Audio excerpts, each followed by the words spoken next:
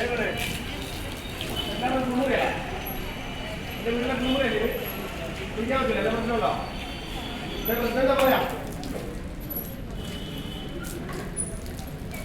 പ്രശ്നമുണ്ടോ? ഇത് കുടിച്ചാല് കുറച്ച് ദിവസമായിട്ട് ഇവിടെ നടക്കുന്നുണ്ടാണ്. പാവപ്പെട്ടവരെ എന്ത് ചികിത്സയ്ക്ക് വേണ്ടി പണ്ട് തൊട്ട് ആശ്രയിക്കുന്ന നമുക്കൊക്കെ ഒരു സമാധാനം എന്നുള്ള രീതിയിലുള്ള ഒരു സ്ഥാപനമായിരുന്നു കോഴിക്കോട് മെഡിക്കൽ കോളേജ്. ഇപ്പൊ കുറച്ച് ദിവസമായിട്ട് എന്താ അവിടെ സംഭവിച്ചുകൊണ്ടിരിക്കുന്നത്? ഒരു പൈസ ഇല്ലാത്ത ഒരു പ്രൈവറ്റ് കോളേജ്, പ്രൈവറ്റ് ഹോസ്പിറ്റലുകളിൽ പോകാൻ പൈസ ഇല്ലാത്തതുകൊണ്ടായിരിക്കും ഇതുപോലെ സർക്കാർ സ്ഥാപനങ്ങളിൽ വരുന്നത്. വിരൽ മാറ്റാൻ വരുമ്പോൾ നാവ് മുറിക്കാം, കൈക്ക് കമ്പിയിടാൻ പറയുമ്പോൾ വേറെ കമ്പിയിടുക, അതുപോലെ വയറിനുള്ളിൽ കത്ര വെച്ച് മറന്നുക. ഇത്രയും ഉത്തരവാദിത്തമില്ലാതെ ഇത് പെരുമാറുന്നത് എന്തുകൊണ്ടാണ്? നമ്മളൊന്നും ചോദിക്കൂല എന്നുള്ള ധാരണ തരത്തിലുള്ളതുകൊണ്ടാ. നമ്മൾ ചോദിക്കണ്ടേ? ഇതെന്റെ വീട്ടിലെ കുളിമുറി മാറിപ്പോയതാണെന്ന് ഞാനും പറയും. ദിവസം ഇവിടെ ഒന്ന് കുളിക്കും ഞങ്ങൾ എല്ലാവരും.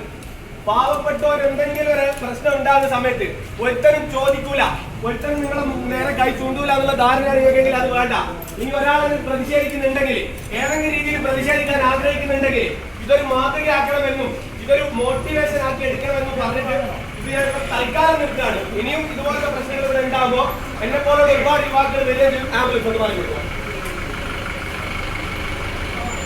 ഞങ്ങളുടെ ഭാഗത്തും ചെയ്യേണ്ടതെല്ലാം ഞങ്ങൾ ചെയ്യുന്നുണ്ട്. നിങ്ങളുടെ ഭാഗത്തും ചെയ്യേണ്ടത് നിങ്ങൾ കൃത്യമായിട്ട് ചെയ്യുന്നില്ലെങ്കിൽ ഇതുപോലുള്ള പ്രതിഷേധങ്ങൾ ഇനിയും ഇവിടെ ഉയർന്ന് കുറച്ച് പറയാണ്. വേറെ ഒന്നുമില്ല, എനിക്ക് പറയാനൊരു ലാഭമില്ല. ഒരു സാധാരണക്കാരൻ ഇവിടെ നിൽക്കുന്ന നിങ്ങളെ പോലെയൊക്കെയുള്ള സാധാരണക്കാരനാണ്. നിങ്ങളൊക്കെ എന്തുകൊണ്ട് ചോദിച്ചില്ല? നാളെ നിങ്ങളുടെ വീട്ടിലൊരു കുട്ടീനെ നാളെ ഇവിടെ ഓപ്പറേഷൻ ചെയ്യാൻ വന്നു കഴിഞ്ഞാൽ ഒന്ന് വിടൂല. എന്താ ഉറപ്പ്? പണ്ടങ്ങനെ അല്ലായിരുന്നു.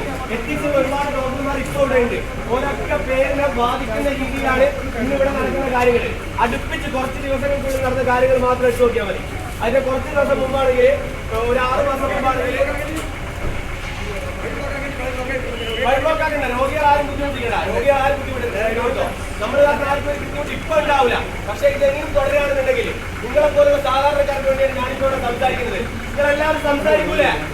ജസ്റ്റ് എന്നെ സപ്പോർട്ട് ചെയ്ത് ആരെങ്കിലും ഒരാളെന്നെ ഒന്ന് കൈയടിച്ചോ, ഒരാളെങ്കിലും ഉണ്ടെങ്കിൽ